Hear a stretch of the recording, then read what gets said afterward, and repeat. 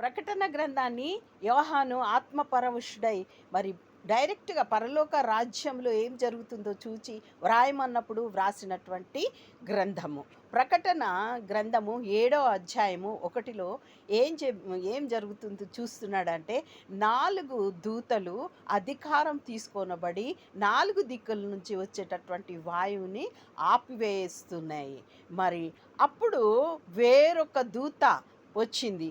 ప్రకటన 7:2లో మరియు సజీవుడగు దేవుని ముద్రగల వేరొక దూత సూర్యోదయం దిశ నుండి పైకి వచ్చుట ఆయన చూచి భూమికిని సముద్రమునకును హాని చేయుటకై అధికారము పొందిన ఆ 4 దూతలతో ఏమంటుందంటే, ఈ దూత మేము మా దేవుని దాసుల వారి నొసళ్ళయందు ముద్రించు వరకు భూమికైనను సముద్రముకైనను చెట్లకైనను హాని చేయవద్దని బిగ్గరగా అరిచింది.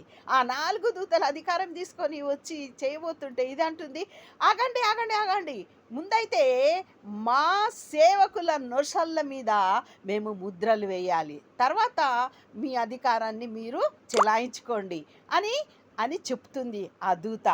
ఆ విధంగా ఏంటిదంటే అందుకే మేము ఈ నొసళ్ళ మీద ఏం పెట్టుకోము. దయచేసి అర్థం చేసుకోండి. అందుకే రాబో దినాలలో ఏ హాని కలగకుండా మా నొసళ్ళ మీద ముద్రలు ఎవరెవరైతే యేసుక్రీస్తును అంగీకరిస్తారో వారందరి నొసళ్ళ మీద ఏ హాని కలగకుండా ముద్రలను వేయటానికి ఈ నొసళ్ళ మీద మేమేమి పెట్టుకోమానండి. అందుకై మమ్మల్ని మా విశ్వాసాన్ని మేము కాపాడుకొని మా పరుగును తుదముట్టించుకొనుటకు ఈ నొసళ్ళ మీద ఏమీ మేము పెట్టుకోము. మా విశ్వాసం అది అర్థం చేసుకోండి. దేవుడు అందరినీ దీవించునుగాక. ఆమేన్, ఆమేన్, ఆమేన్. ప్రతి ఒక్కరి నొసళ్ళ మీద దేవుడు ఆ ముద్ర వేయునట్లు ప్రతి ఒక్కరు కూడా దేవుని దయందు మనుష్యుల దయందు వర్ధిల్లుదురుగాక.